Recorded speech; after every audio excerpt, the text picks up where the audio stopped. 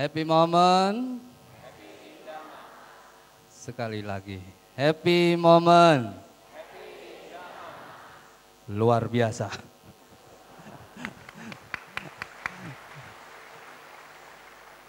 Ya, jadi hari ini saya akan ditemani ya Bapak Andri Wongso yang sangat luar biasa.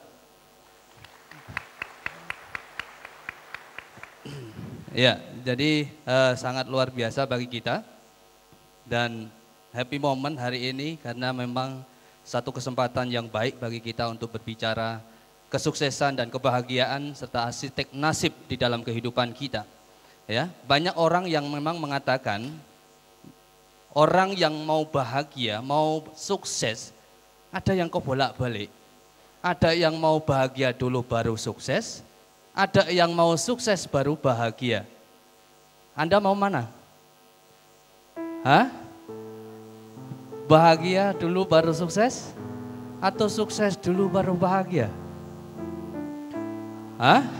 Ya, jadi ini tidak hanya orang Medan saja, ya. Jadi tidak hanya Medan Lang saja, tapi di Harvard University juga mengatakan bahagia dulu baru sukses.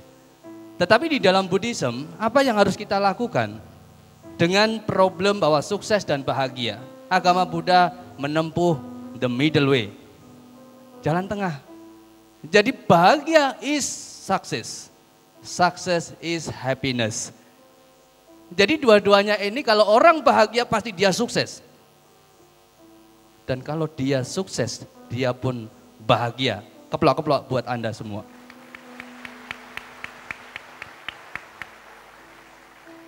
Kalau memang misalnya sebuah kecantikan membuat kita bahagia, atau sebuah ketenaran membuat kita bahagia, atau mungkin sebuah kejayaan, kekuasaan membuat kita bahagia, atau uang miliaran membuat kita bahagia. Contohnya banyak, ya. Seorang Adolf Meckler, dia adalah seorang kaya dari Jerman.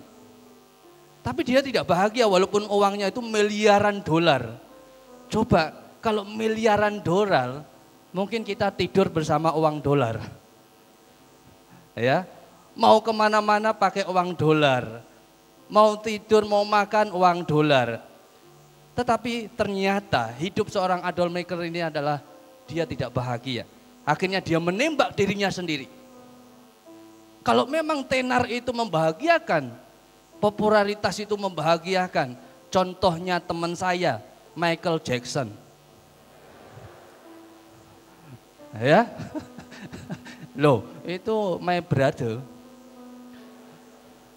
Jadi seorang Michael Jackson ini tidak bahagia selama hidupnya. Walaupun popularitasnya ini kemana-mana dia selalu dikenal.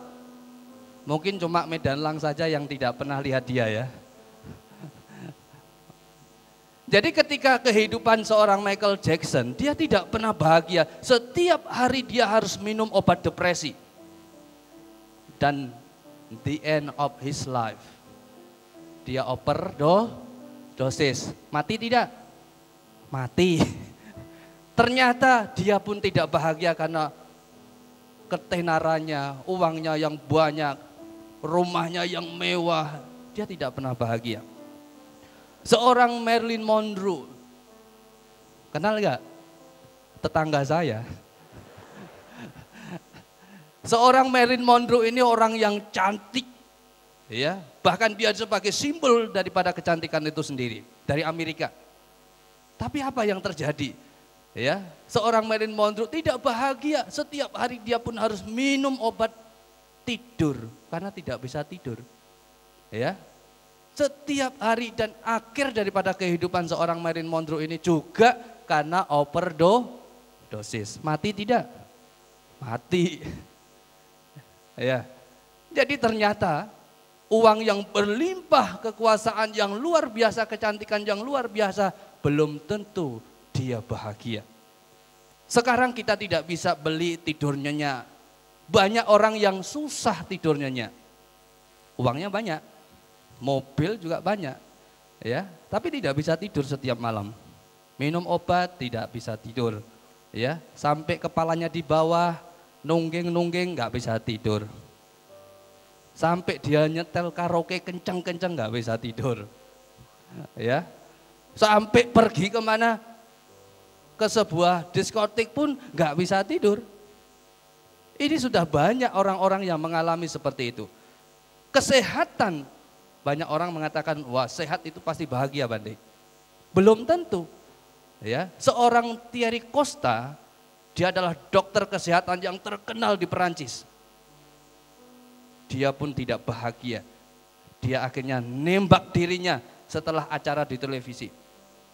Enggak bahagia ternyata. Walaupun dia ini juga terkenal. Lebih terkenal dari Kemak Nando.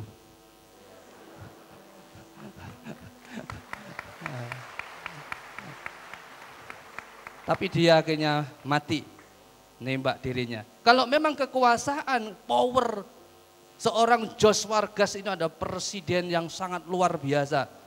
Ya, tetapi dia juga tidak bahagia. Semua orang-orang yang saya paparkan tadi, mereka tidak bahagia karena kekuasaan, ketenaran, kecantikan, kesehatan tidak menjamin mereka itu bahagia atau sukses di dalam kehidupannya. Di dalam agama Buddha, kita sudah diberikan sebuah formula kehidupan oleh Sang Buddha. Ya, yang pertama adalah kita harus bisa memahami diri kita sendiri. Bagaimana bisa memahami? Ya, jadi mengenal diri sendiri, memaafkan diri sendiri, itulah cara kita untuk bisa mensyukuri apa yang kita dapatkan hari ini. Jadi kita harus bersyukur apa yang saat ini kita peroleh. Banyak orang yang bahagia bukan karena tidak punya harta. Banyak orang yang tidak bahagia bukan karena dia tidak punya mobil. Bukan karena dia tidak bahagia karena tidak punya gaji yang tinggi. Karena kebanyakan mereka yang tidak pernah bahagia ini karena tidak mensyukuri apa yang mereka dapatkan. Maka dengan kita memahami hidup kita, ya, memahami hidup dan nilai-nilainya, maka kita akan bisa mensyukuri apa yang kita dapatkan. Setiap bulan kita dapat gaji kecil, tapi kita kalau memang rajin, ya, di dalam Dhamma Utana Sampada, kita harus rajin, kita harus ulet, kita harus sabar, semangat. Itulah yang membuat kita itu menjadi orang yang sukses dan bahagia. Ya, Araka Sampada adalah orang yang benar-benar rajin menabung. Jadi tidak hanya semangat, tetapi dia juga harus rajin menabung. Kalau dapatnya sedikit kita tabung, ya. Ditabung sedikit-sedikit, nanti juga dapat banyak. Kalau kita dapatnya sedikit, kita poya-poyakan. Wah, Bante saya kan temennya banyak. Kalau malam minggu harus ke lapangan Merdeka. Habisin sekali lagi. Ya. Jadi kapan kita bisa menikmati apa yang kita dapatkan?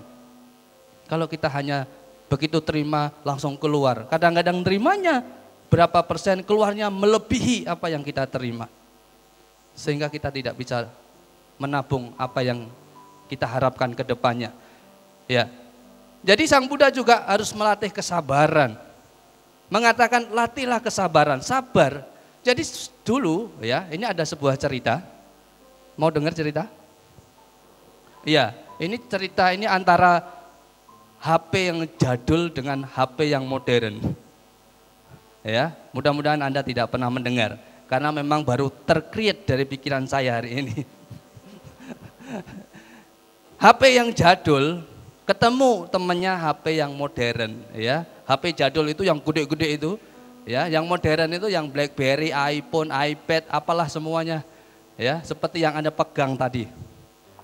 Suatu ketika mereka itu berkomunikasi. HP jadul bertanya kepada HP yang modern, Hai bro, ya ini temennya. Kalau temen kan kadang-kadang bro gitu ya. Jadi bahasa gaul katanya. Kalau cewek sama cewek, hai sis. Tapi kalau sama Bante awas ya.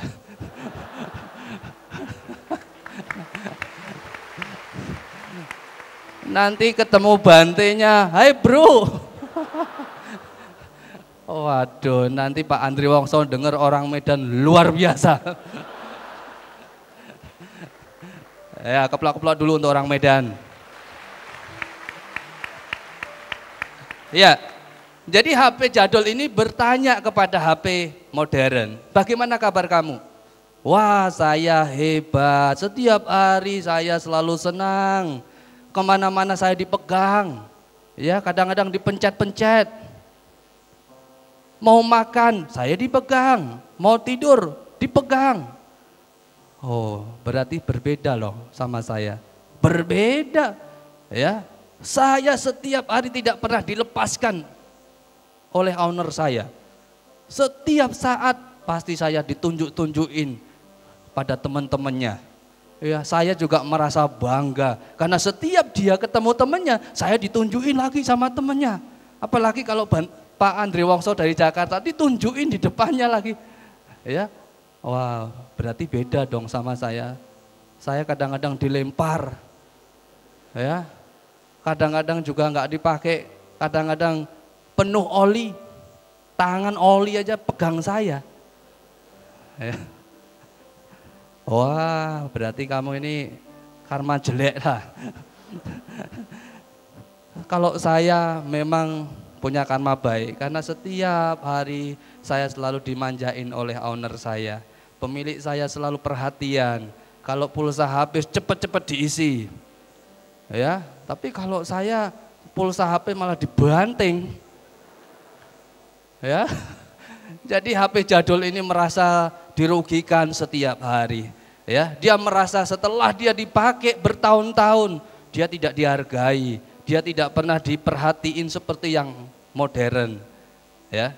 Jadi ketika dia sudah berkomunikasi panjang lebar, ya, HP modern pun bangga dan menunjukkan kesombongannya. Wah, saya itu setiap hari walaupun saya melihat saudara-saudara saya di restoran yang mewah, di hotel yang mewah, kalau pergi ke Singapura, ya kadang-kadang tangan owner saya itu pegang terus di depan orang-orang di sekitarnya. Ya, naik pesawat, wah, jadi saya selalu dibanggakan oleh pemilik saya. Ya, jadi si mobil HP jadulnya, ya itulah karma baik kamu lah. Kalau saya terima apa adanya, yang penting saya jangan dibuang ke laut. Ya, jadi ini adalah sistem yang kita sering gunakan. Banyak orang yang tidak pernah menggunakan sistem lama, mereka mengejar sistem yang baru, seakan-akan modern system ini adalah lebih hebat daripada yang lama. Ancient system, ya.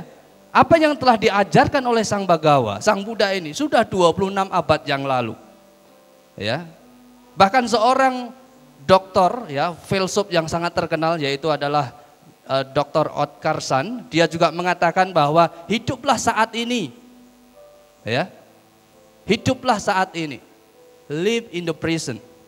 Jadi ini adalah seperti apa yang Sang Buddha katakan, bahwa hiduplah saat ini. Kita harus melihat apa yang terjadi saat ini. Nah, jadi merasa penasaran setiap saat, ya. Jadi kita harus semakin mengembangkan pikiran kita. Dengan kita semakin penasaran, ingin tahu apa yang kita dengar di luar daripada rutinitas kita, aktivitas baik kita, maka kita semakin berkembang di dalam satu pola pikir kita. Ya. Jadi seorang Dr. Otkar San ini hampir mirip apa yang disampaikan oleh Sang Buddha. Ya. Jadi hargai sesama, puji sesama, berbuat baik itu juga disampaikan. Ya. Jadi berarti kalau saya katakan bahwa Dr. Otkar San ini adalah meniru agama Buddha, meniru apa yang disampaikan Sang Buddha, saya salah. Kalau saya katakan ini sama, juga salah. Karena Sang Buddha berpesan ini sudah 26 abad yang lalu. Ya. Hidup dalam keluarga, ya, jadi menjalin sebuah hubungan antara keluarga dengan lingkungan yang harmonis, keluarga yang harmonis, punya kebijaksanaan, ini juga sangat ditiru. Banyak filsuf-filsuf yang terkenal pada hari ini. Ya. Jadi jangan pernah meninggalkan sistem lama. Dulu engkong-engkong kita dari Tiongkok datang ke Medan ini tidak pernah mengatakan bahwa sistem ini adalah sistem modern. Justru sistem yang lama yang dipakai. Mereka bisa membangun hotel, membangun restoran, membangun perusahaan. Tapi sekarang setelah dia wariskan ke anak cucunya, habis dalam sekejap. Untuk apa? Main bola. Begitu hanya main bola satu malam, habis semua uang-uangnya, perusahaannya, rumah-rumahnya, sepeda motornya, sampai ayam-ayamnya pun ludes. Dijualin semua. Ya. Jadi inilah kadang-kadang yang sudah dulu engkong-engkong kita, ya, nggak ada S1, S2, S3, S-teler pun nggak pernah. Tapi begitu anak cucunya yang sudah lulus S1, S3, S-teler-teler itu, ya, ternyata malah tidak sama dengan apa yang telah diciptakan oleh orang-orang yang dulu pernah sukses di dalam keluarga mereka. Ya. Jadi ketika kita tahu bahwa utana sampada, kita rajin, ya. Rajin terus dengan kesabaran kita mengolah apa yang kita dapatkan. Jadi banyak orang yang udah semangat tetapi tidak pernah rajin di dalam menimbun atau mungkin menabung, ya. Yang ketiga adalah samata jiwikata, ya. Sama jiwikata ini adalah mempunyai teman-teman yang baik. Jadi kalau kita punya teman yang baik, tentu kita juga tidak pernah diajak berpoya-poya. Coba kalau kita misalnya punya uang sedikit saja, hey bro, ayo ki diskotik ya. Comik le.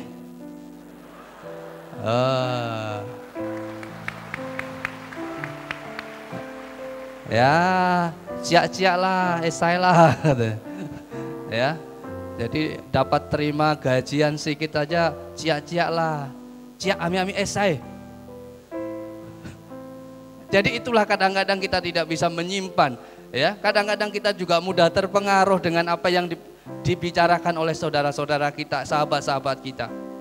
Maka kita harus berani untuk bisa menerima, ya. Kita juga harus berani untuk bisa menyimpan apa yang kita dapatkan, ya. Jadi dulu pernah, ya, Ajahn Chah, Anda kenal Ajahn Chah? Ini guru yang sangat terkenal di Thailand. Pernah diminta oleh seorang umat, ya, Lungpo. Lungpo itu panggilannya biku yang sudah tua, ya, usia. Jadi bukan usia wasa, tapi usia, pokoknya usianya 60 ke atas itu sudah Lungpo. Tapi awas jangan panggil saya Lungpo, ya.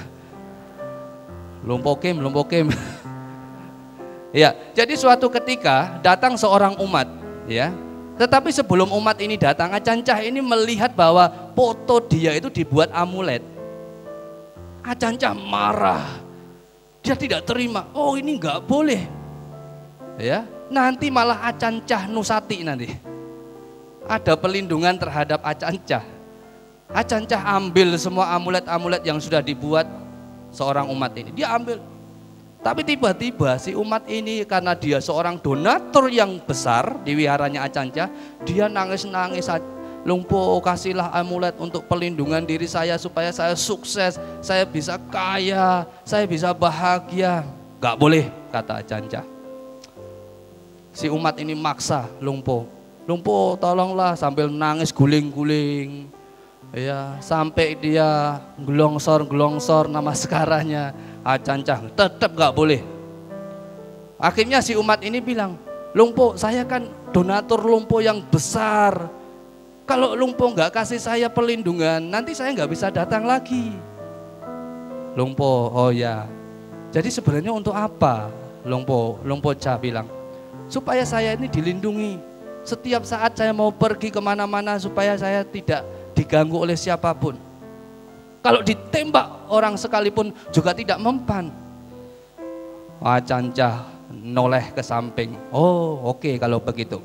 Ambil, saya kasih ya, nanti diambil. Itu rupang yang di altar gede itu. Jadi umatnya bingung. Lah untuk apa Lungpo kok ambilnya malah rupang? Ya, jadi kalau ada orang yang mau nembak kamu sembunyi di belakangnya. Pasti pelurnya mental lagi. Ya, jadi Lumpoca tidak mengasihi itu. Ya, banyak orang-orang yang justru lari dari sistem itu sendiri. Kalau Sang Buddha tadi sudah mengatakan kita harus semangat, kita harus rajin, kenapa kita harus mencari amulet-amulet yang justru tidak berkompeten? Tidak membuat kita bahagia, tidak membuat kita senang, tidak membuat kita kaya.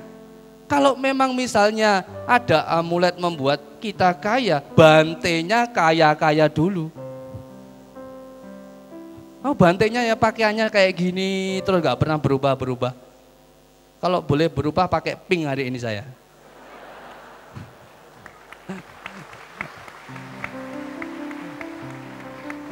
Ya, jadi tidak boleh berubah. Jubahnya juga seperti ini. Sang Buddha itu pinter.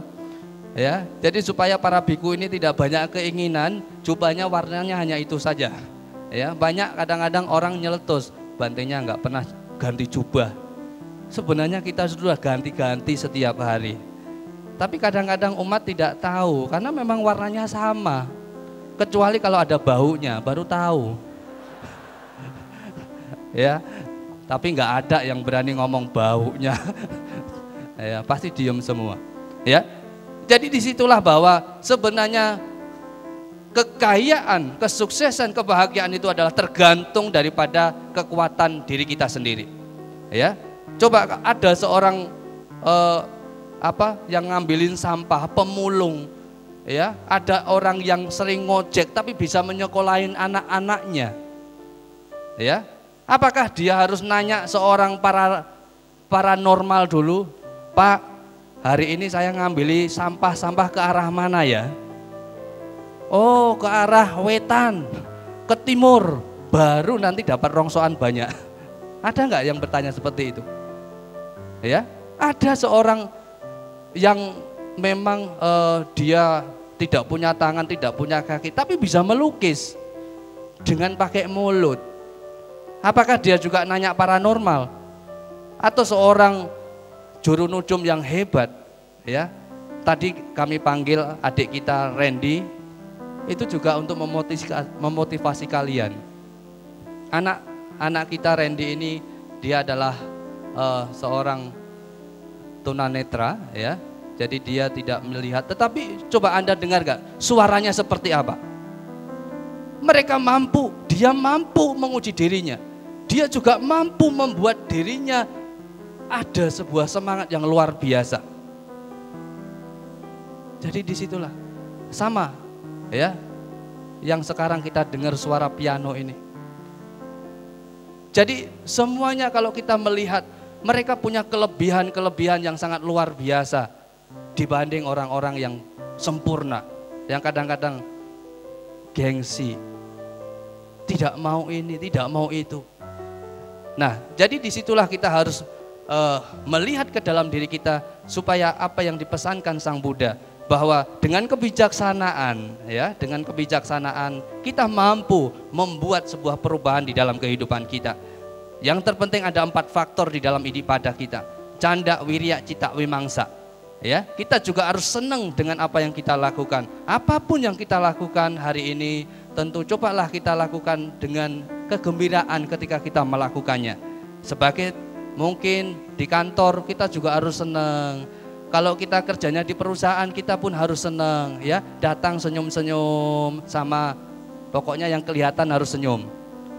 Ya, yang nggak kelihatan juga jangan senyum.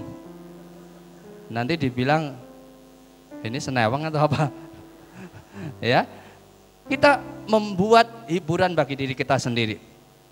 Ya, jadi kita harus setiap saat kita harus membuat ada senangnya hati kita. Semangat wirya, jadi semangat terus kerja setiap hari. Waduh Bante, kapan saya punya waktu untuk liburan ini? Kalau setiap hari kita bekerja, saya gimana Bante? Saya letih, saya sudah lemas dengan kehidupan ini. Kehidupan itu sama seperti kopi. Kopi itu pahit atau manis? Pahit atau manis? Anda kasih gula sebanyak pun juga rasanya masih pahit. Kasih gula lagi masih ada rasa pahit. Walaupun memang gulanya kita sudah tambah banyak, tapi rasa pahit itu memang masih ada. Itulah sebenarnya hidup adalah penderitaan. Jati piduka, cara nampi dukang, marah nampi dukang. Bahwa kehidupan itu memang disertai dengan kepahitan-kepahitan. Kalau kita tidak seperti itu, mungkin kita tidak bergerak di dalam kehidupan kita. Ya, maka tirulah seperti seekor tupai yang sering melompat sana, melompat sini. Juga seorang bayi yang jalan jatuh bangun.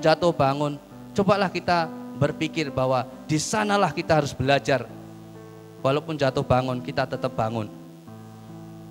Seorang bayi itu luar biasa, ya. Apalagi hari ini sebagai hari ibu, saya ucapkan Happy Mother's Day buat ibu-ibu yang luar biasa.